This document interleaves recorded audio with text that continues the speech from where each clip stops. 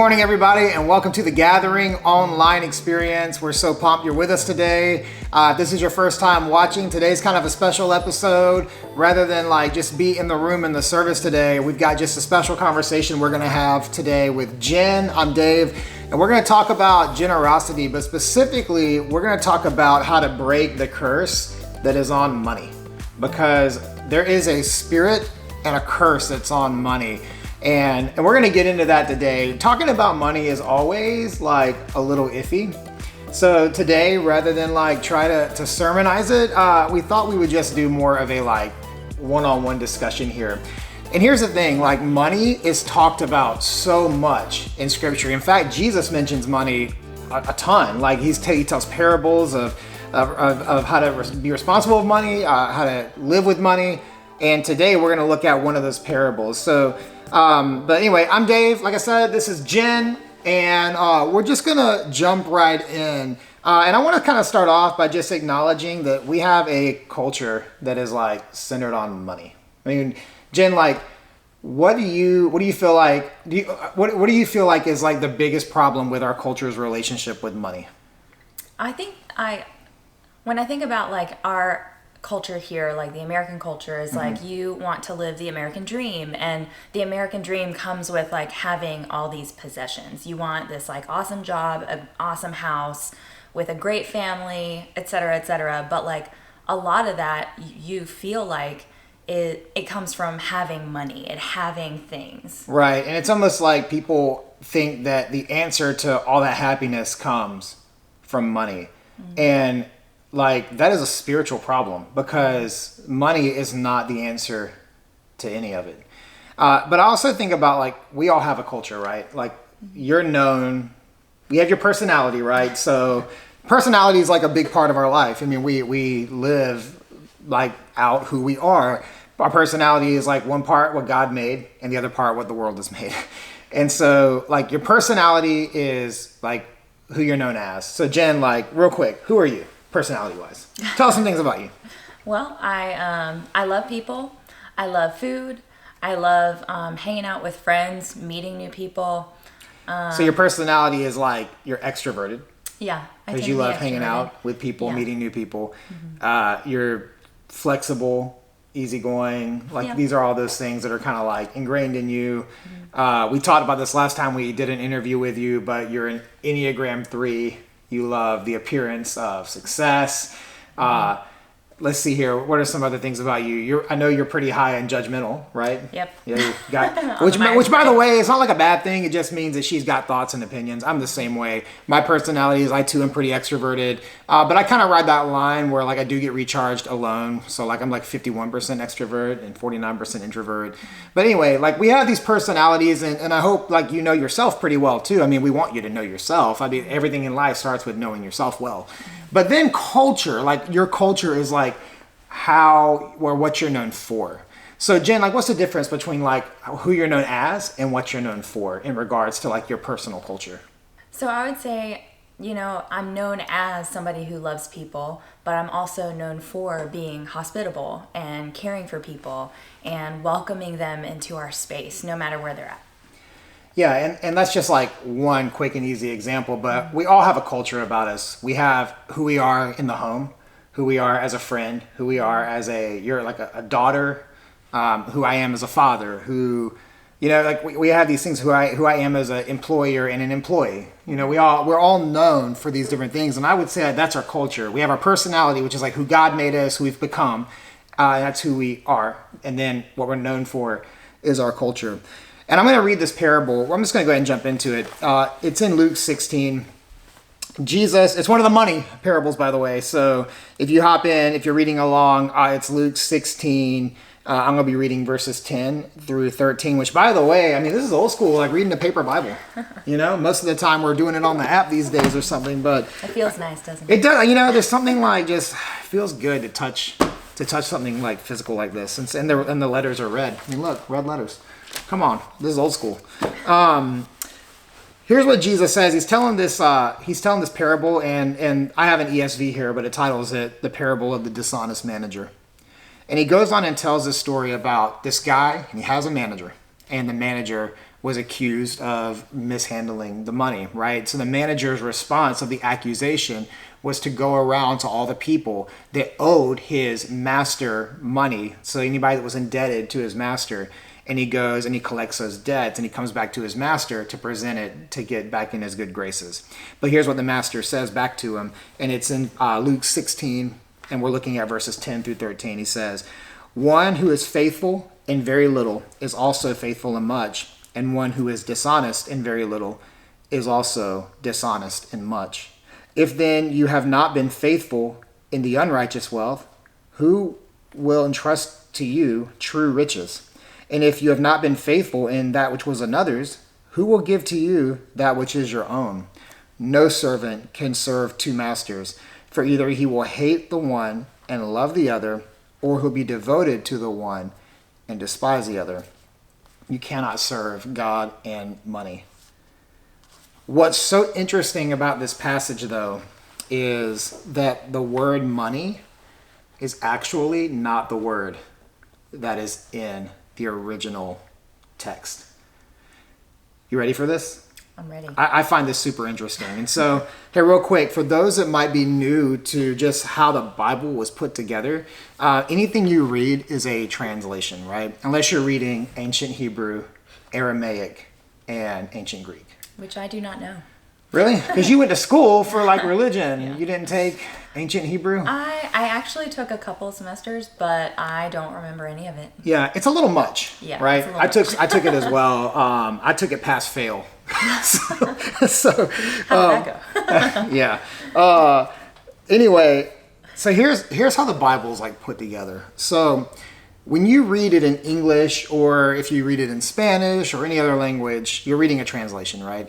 There are two ways we arrived at the text we read today. One is translation and one is transliteration. And so here's the difference. When we translate a word, we take the meaning of the word and we put it into our context. So for instance, like if you were to translate the word agape, right?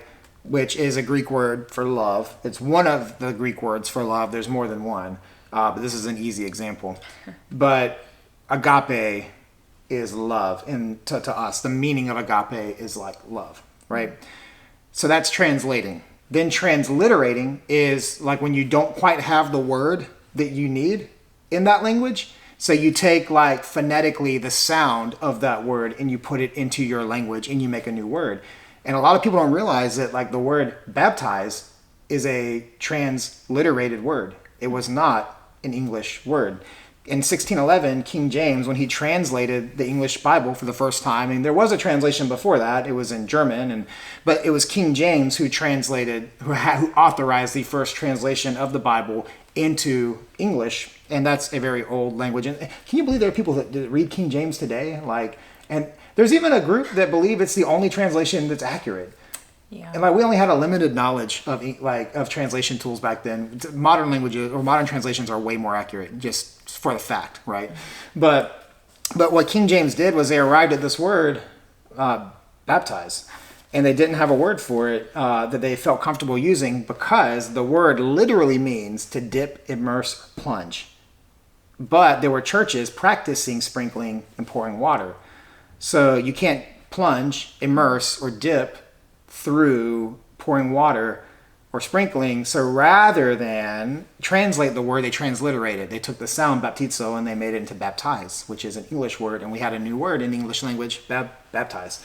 So we transliterate words, right? What we've got here in Luke 16, you cannot serve God and money, is a translation of the word that was there, because the people that translate this are taking what the root principle is.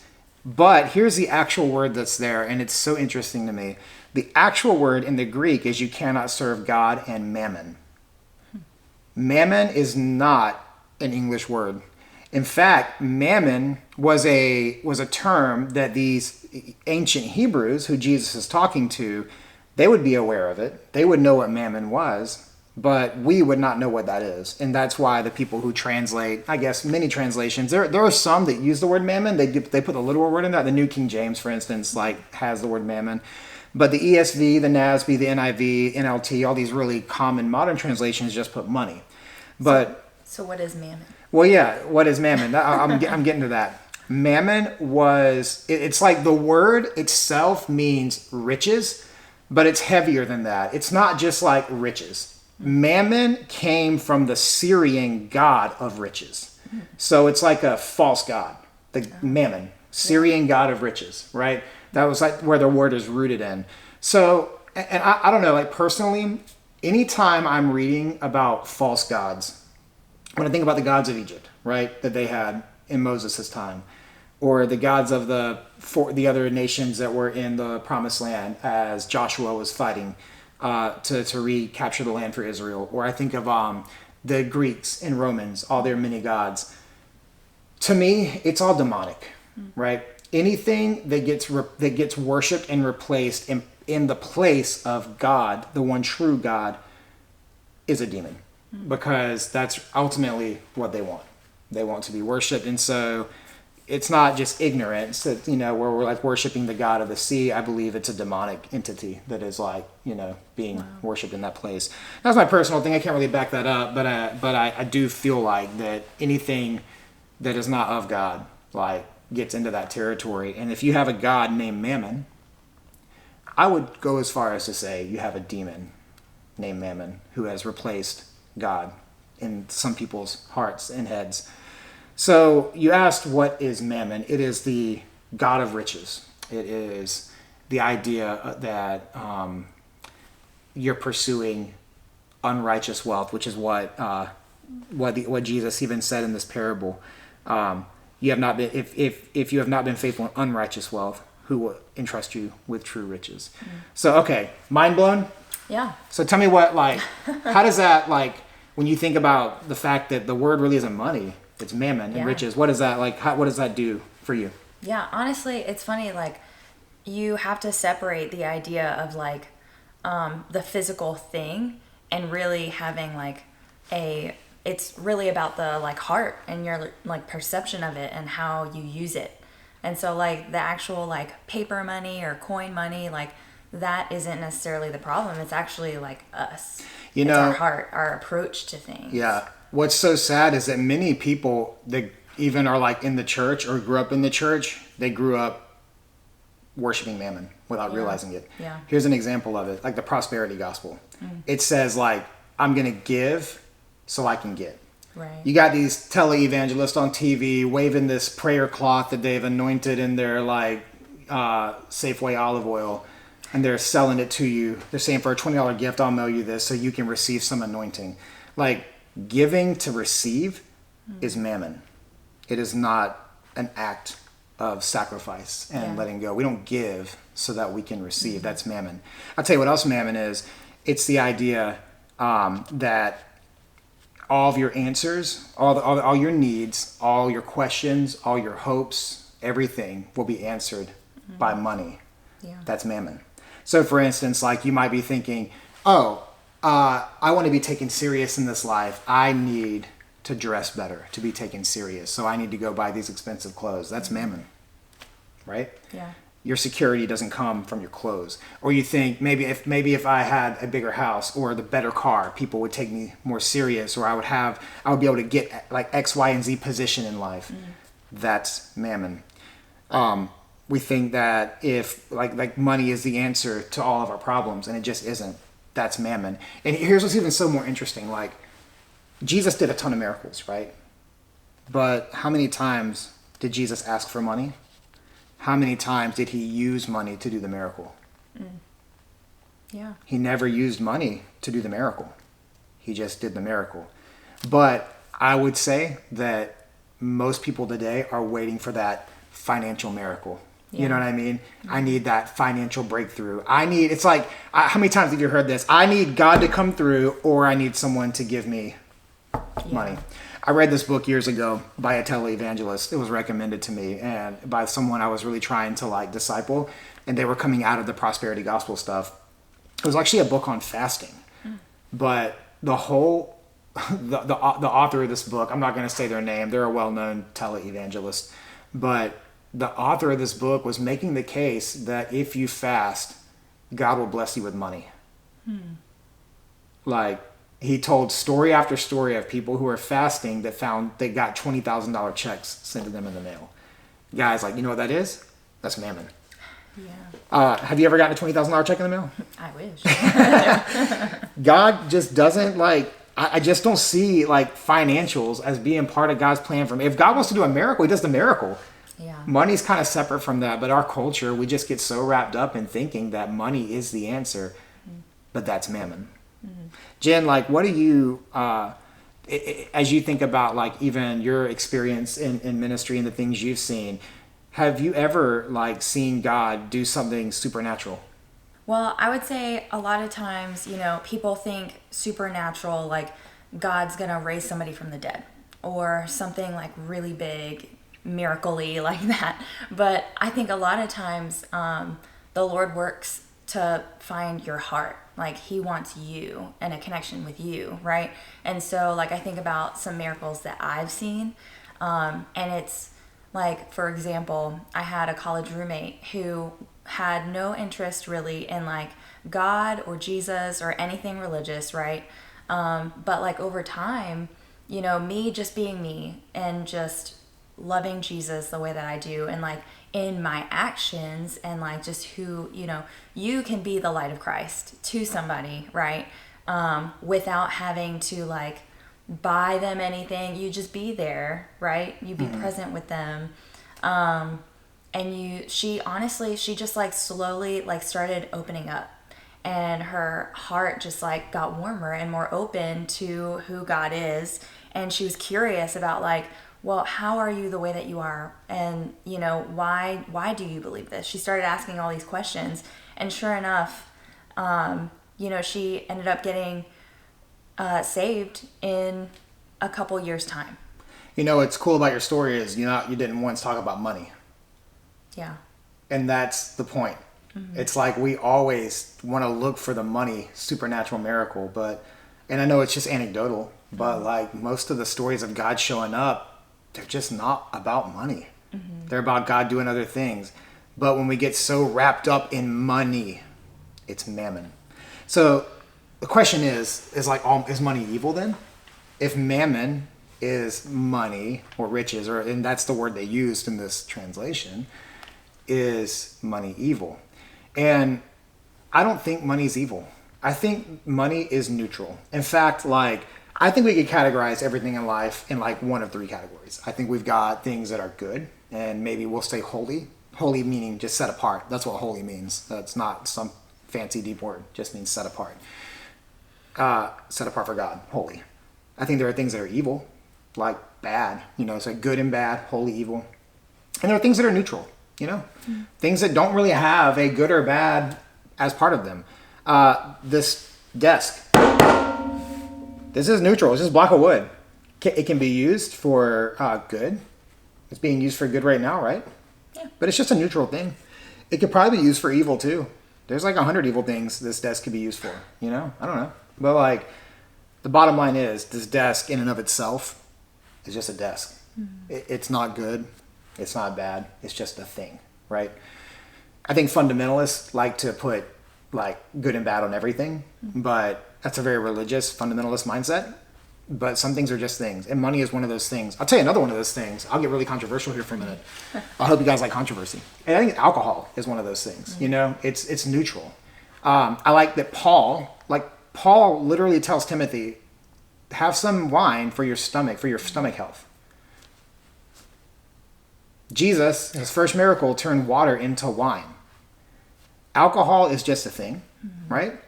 It can be used in a good way.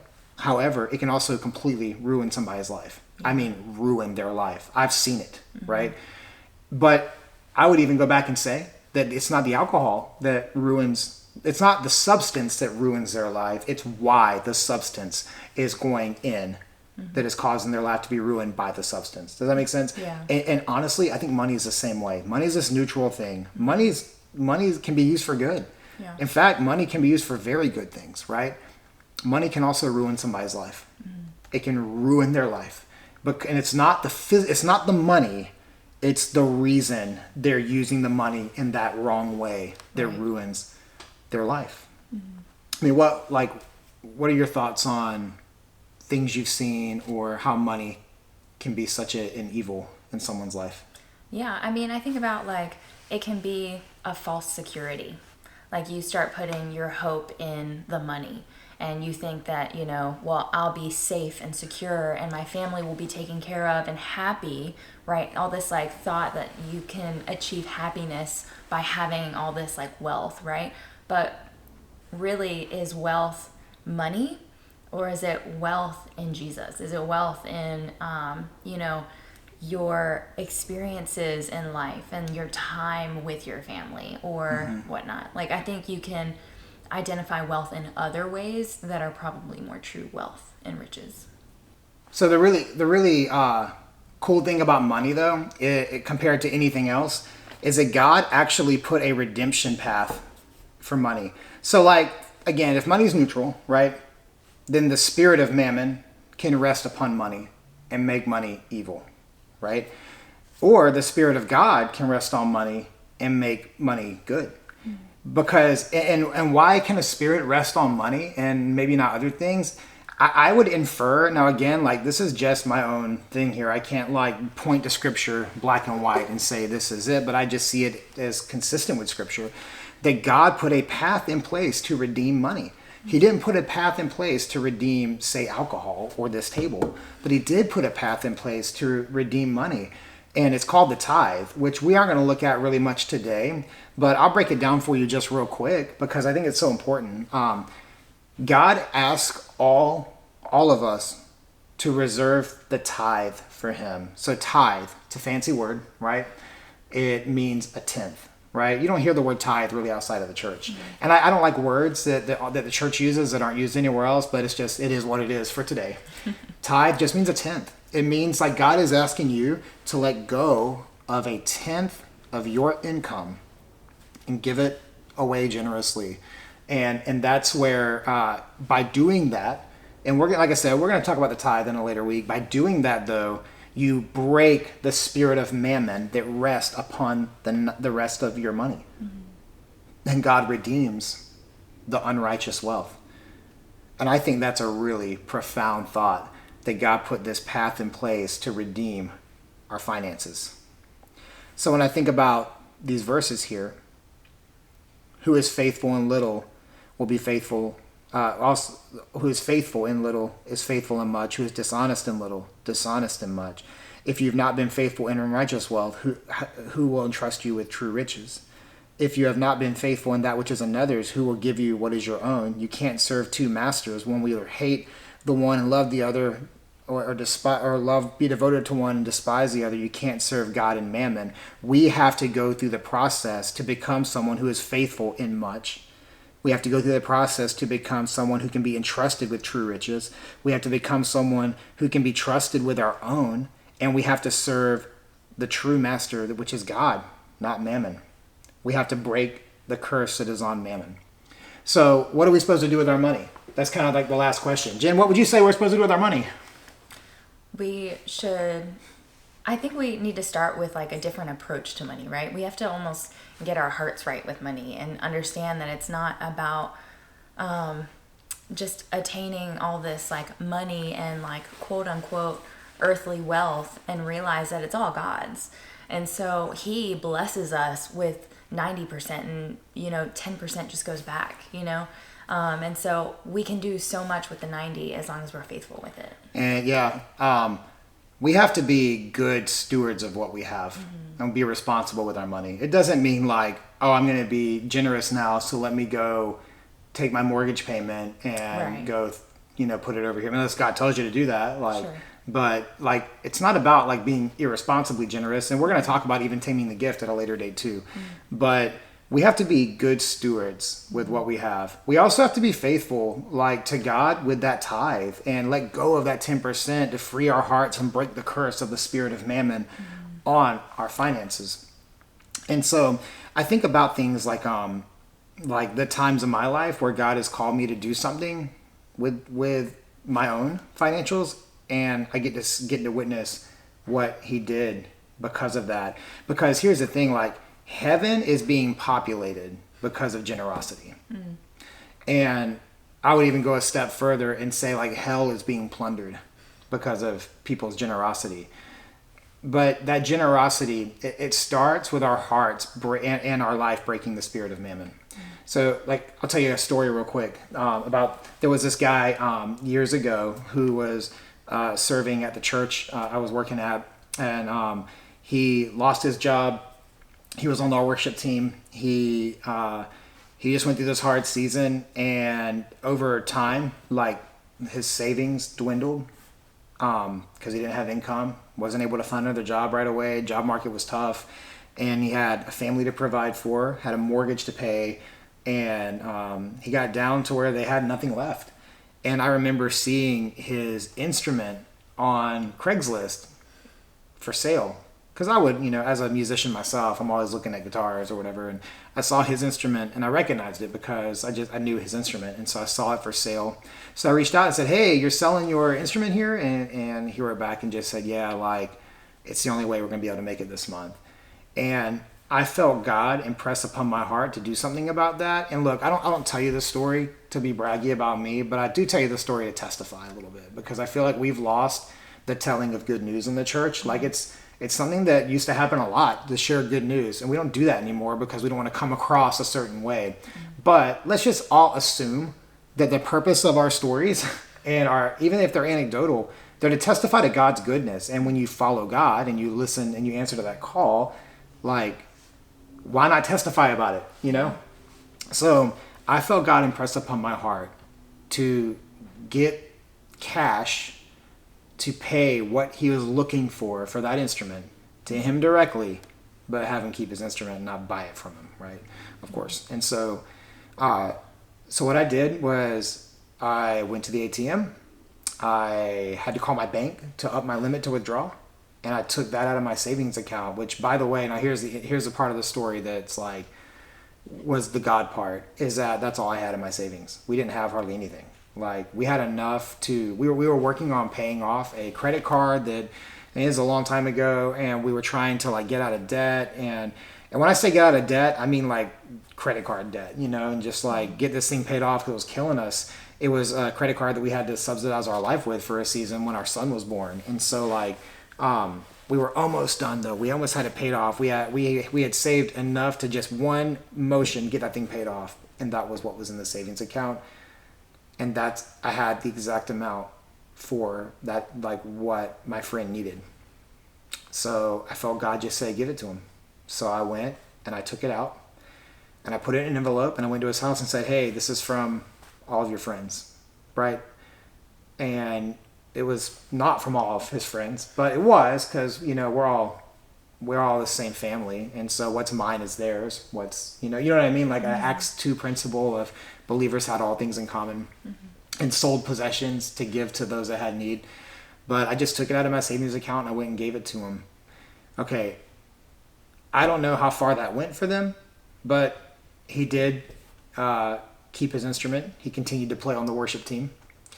And today, he is like the right-hand guy at a church that planted.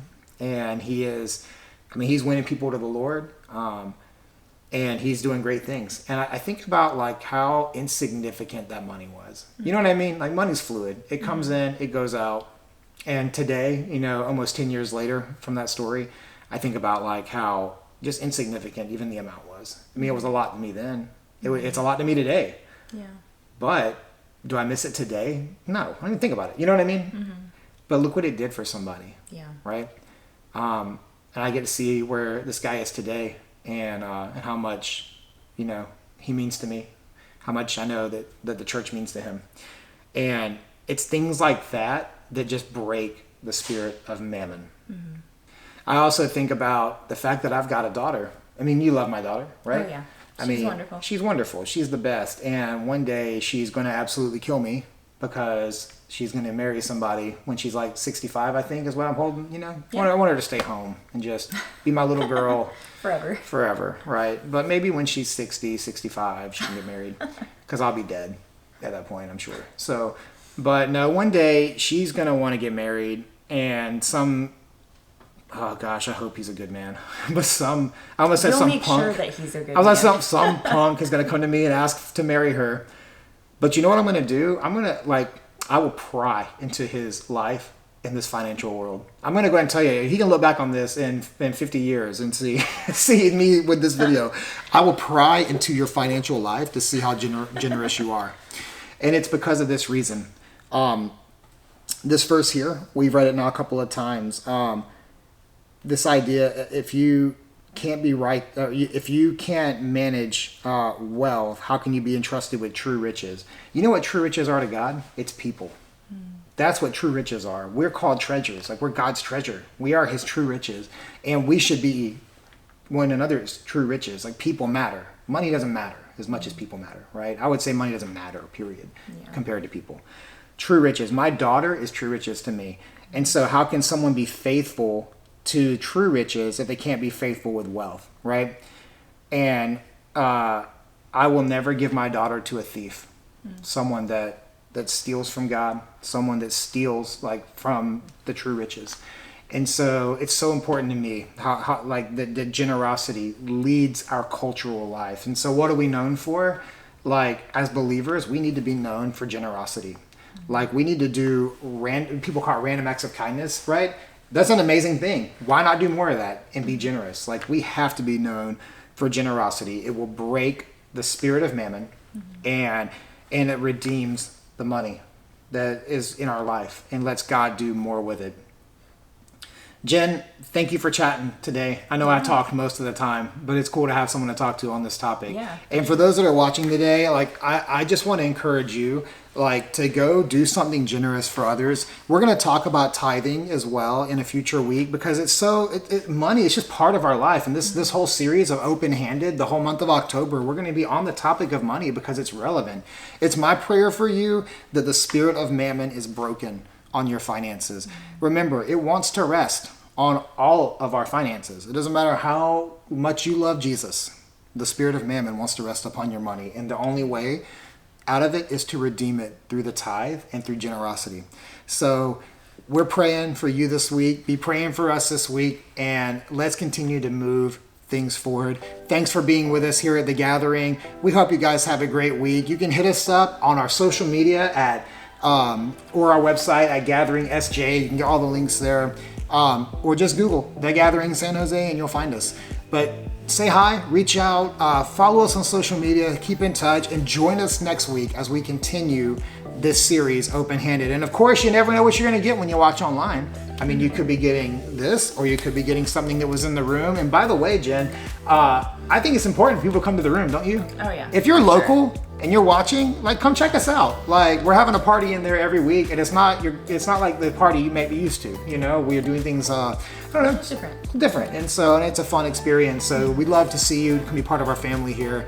But if not online, that's okay. If you're not local, thanks for joining us. We'll see you guys next week.